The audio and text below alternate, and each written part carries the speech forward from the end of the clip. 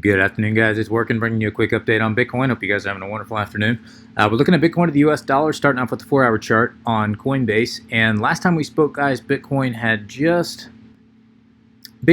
broken out of 10,400, this area right here, guys. I told you that 10,400 was a relevant zone, guys. I did expect us to get a little more acknowledgement at 10,400 on the way up. Instead, what happened, we broke up through 10,000, went all the way up to about 11,200, and then we got a nice pivot there, small correction right down to about 10,400, and what should have been resistance at 10.4 started acting as support, which was a very, very, very bullish sign. In fact, we had 10.4 dancing on top of this, and then we created a series of, if we zoom in here, and I apologize for not getting a video out earlier, guys, but it's been the weekend, and anyway. Yeah, but this was your sign that we were very likely going to take one more kick up here. The fact that we were getting a series of higher lows throughout this this little move here, and then of course we just came up and took out this prior high at 11.2, and we've now created another high of about 11, almost 11.3, barely 11,000, about 11,085 or 11,285. So the question is, where are we heading now? It does look to me like this thing is starting to get some exhaustion here. That being said, could we come up here and test 11,500, especially given the fact that we just created another high? It's certainly possible.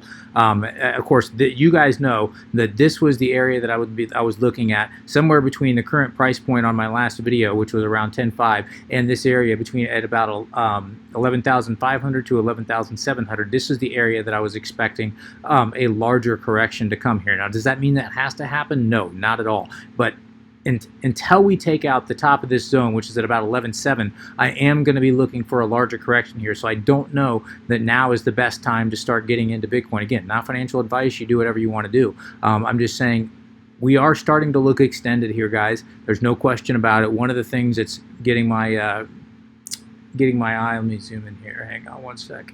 There we go. Looking at shorts here. Shorts, a little bit of an uptick, but one of the things that's really getting my eye here is longs. Longs just started stacking out of the blue here, and I think we stacked about, what, 10%? Let's see. Right about, yeah, 11%. Yeah, we stacked 11% inside of about 10 hours or so. So that does suggest to me this is all just FOMO. And this is the kind of thing, once you start seeing stuff like this, as price is rising, you just see longs just start to shoot up out of nowhere there. That's when you know that you're starting to see that FOMO take over, and you're starting to get guppies back in the market. You're starting to get people back into the market that are not analyzing, they're not traders, they're people that are just FOMOing into this thing. And that's when you know that very likely, it may not happen right now, but very likely when you start to see this kind of things, this is the thing that market makers look for. This is the kind of things that will eventually get liquidated and destroyed. We saw it all throughout 2018. I don't expect it to be that bad at all, but a lot of people have learned their lessons, and if they haven't personally, they know someone that has. So, but the fact remains that this was a sign of guppies in the market here, the fact that longs just started stacking out of nowhere as price started going up. Pulling out on the weekly chart, guys, again, I know I've pointed this out before, but for the benefit of those that may not have seen it, and just to remind those that have, this area between 11.5 and 11.7, this was an extremely relevant zone, basically all from January of 2018 all the way through March of 2018. We can see that it was a massive area of resistance all throughout that zone. In other words, and we can see that we wicked up in here many, many times and then were rejected. In other words, this is a very strong supply zone. There's very likely a lot of sell orders sitting up here, and I would expect this to act as a decent area of resistance on the way up. But not only can we visually see that as an area of resistance, obviously, but we've got two other things that we're watching. We've got the fact that we have yet to have a 35 to 45% correction, which is very, very common for any kind of a parabolic move like we've seen here. We've not yet had that since we started going up here in well, actually since December of 2018. We had this first little uptick, a little bit of a pullback, and then things just started going parabolic all the way from February. But just looking at this correction, even from this little uptick here, we only corrected about, let's see, 20%, was it? Yeah, right at 20% there. The next major, quote unquote, major correction we had was right here, and I believe it corrected about 21%. Actually, that was only 18%. Yeah, I mean, almost nothing. And then we did have one other correction. I believe I had to zoom back into the daily to find it. Yeah, right here. We had that, I believe this one was like a 21% correction. Yeah, we had a 21% correction right here. But my point is, we have yet to see that 35 to 45% correction to where we really get a lot of people panicking in the market. And I do think that we need to see that. And this is why I was saying I think there's a good chance we see that somewhere between 10.4 and 11.5. Now, 11.5, obviously, guys, for the reasons I just pointed out, is a very, very relevant zone to expect at least a pause in price, at least for price to acknowledge that zone on the way back up. But not only do we have this prior area of resistance back here in January of 2018, January through March. But as I pointed out before, guys, if we just take this entire structure, and I know I've done this every time for my last few videos, but I can't do it enough, guys, because I do believe, for those of you that haven't seen it, I do believe this is important for you to see. It's a extremely, extremely relevant zone. We've got, if we just go swing high to swing low of the entire structure, we can see that the 50 fib level lies right over there. The 382 was acknowledged on the way back up, and we can see that the next area of resistance, if we do get above this 50, is going to be between the 618 and the 65, which also coincides almost perfectly with this area of support right here back in December of 2017, all the way until we broke down in January of 2017. And so that golden pocket between the 618 and the 65, that lies right between that area. So in other words, my point is these fibs are lining up perfectly with our visual areas of support and resistance. Anytime you see something like that, you want to take notice. You want to know that if you're looking for scalps, if you're looking for a good entry exit point, these are the things that are going to point that out for you. Now, could price just shoot through this like it shot through 10,000?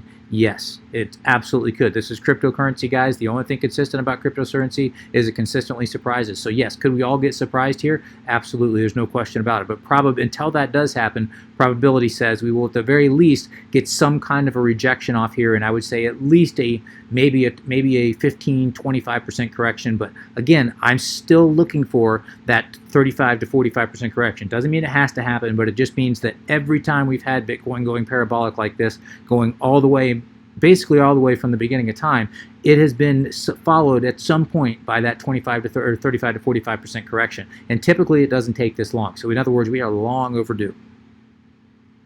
All right, popping over, checking CMEs very, very quickly, guys. Obviously, CMEs are not traded on the weekend here, but we still have, and this is still relevant, even though we've come up all the way up above 11,000, we still have this gap down here between 7.2 and 74.50. We have this gap between 85 and 88.70 here, and of course, by the 99% probability by the time CMEs do open up, we are going to have, very, very likely, we are going to have another gap, obviously, given the fact that we just closed, what did they close at? Yeah, right at 10,000, what was it, 10,050, 10,015, sorry, I'm staring right at 10,015. So obviously we're going to have a decent gap opening up here, guys. So what does that tell you? Even though we have yet to have these gaps filled, that's just emphasizing the point that we have not had that larger correction. And again, probability says that we are going to come down here and at some point fill these gaps. Are we going to come all the way down to 7,200? It's anybody's guess. It's anybody's guess. I don't want to call this probable. I certainly don't want to call this probable. And even though I can say every gap in history of CMEs has been filled, we don't have much of a history on CMEs, so that's kind of a moot point. But the point remains that these gaps, very, very likely, at least this gap here at 8,500, very likely this gap here at 10,000, from depending on where it opens up tomorrow, will very likely get filled. Does it have to happen? No, but it's certainly something to keep an eye on, guys, especially given the fact that we have yet to have that larger correction. So assuming we do have a larger 35 to 45% correction, what would that look like? In other words, from our top out, where would be a 35 to 45% correction? How low would we go for that? Well, if I assume that Bitcoin is going to come up here, possibly test even let's call it 11.5. It's going to have one more kick up here and test 11.5, which it looks like that's a real possibility right now. Let's see what happens here. Let's see what a 35 to 45% correction would look like from a top at about 11.5. That would bring us down to, let's just split the difference. 35, 45, let's call it a 40% correction. A 40% correction would bring us almost exactly down to fill that gap between down to about 7,200. I mean, almost to the tick. A 40% correction would bring us down to about $7,000, assuming we have one more kick up here and we get to about 11.5 there. Now, of course, I'm just spitballing here, guys. Does that mean that has to happen? Of course not. Of course not. But it's very interesting to show that, you know, in history, 35 to 45% correction is about average for any kind of a parabolic move like this, and that average would bring us down to about that $7,000 range, which would fill all CME gaps. So, you know, is that a coincidence? Might be. It absolutely might be. Am I stretching? Am I looking for things here? Yeah, I probably am. I mean, nothing says that has to happen, but it's very interesting. All right, checking our moving averages, exponential moving averages, Bollinger Bands. We're stretching out the Bollinger Bands on the daily chart here, guys, to just stretching them out. Obviously, this is a very, very bullish sign of strength. We're well above the 8-period EMA here on the daily. We're seeing the gap widen between the 21 exponential and the 55 exponential, as well as the 8 exponential and the 21 exponential. Nothing but bullish there, guys. Yeah, there's just no other way to look at this. This is extremely, extremely bullish. Let's go ahead and check the weekly. Stretching out the upper Bollinger Bands there on the weekly. Looks like it's going to close there, guys. Again, nothing but bullish there, guys. This is just nothing but strength. The 8-week exponential stretching out the 21, stretching out the 55, widening the gap between the 55 and the 21. That is, this is just bullish as hell. All right, checking our indicators, zooming back in on the 4-hour chart, we can see the 4-hour MACD is looking like it wants to show a little bit of bearish divergence. We're not there yet, guys. Obviously, we have not topped out here, but it does look like it is suggesting it may show a little bit of bearish divergence here, especially if we have one more kick up followed by a hard rejection, guys. That would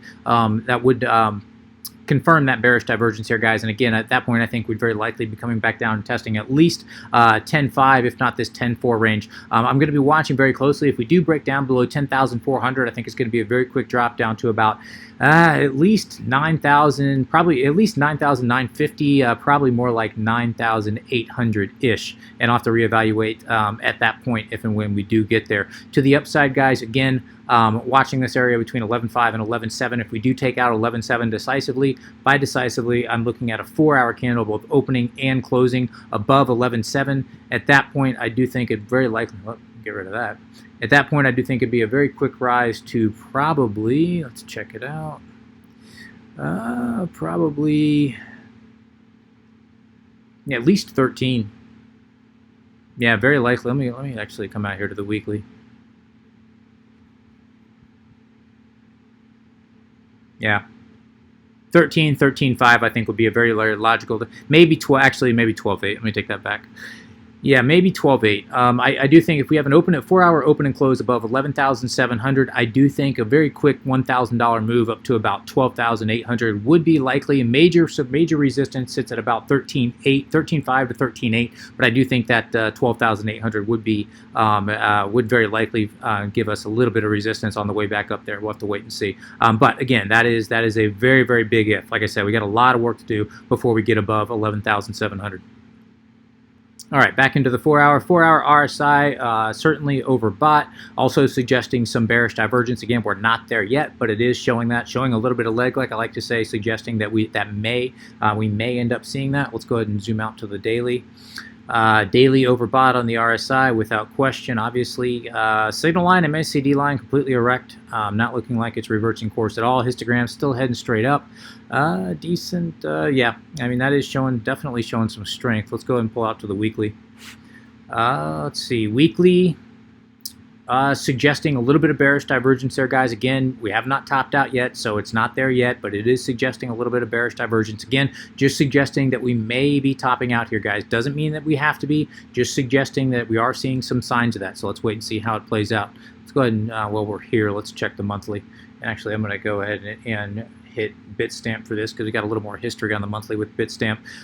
Fresh cross above the signal line and MACD line, fresh cross of the histogram into bullish territory on the monthly. That is extremely, extremely bullish. Looking at the monthly RSI, not quite, not overbought yet. So again, nothing but strength there, guys. We could see a nice pullback here in the short term, guys, and that would not affect the monthly. The overall monthly just looks beautiful.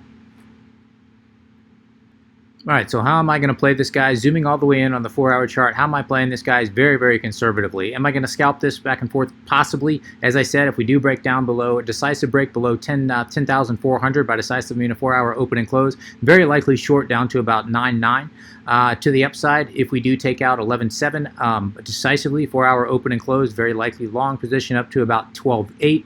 In the meantime, guys, it does look like, in fact, let me check something here. It does look like we are seeing a lot of structure in this market.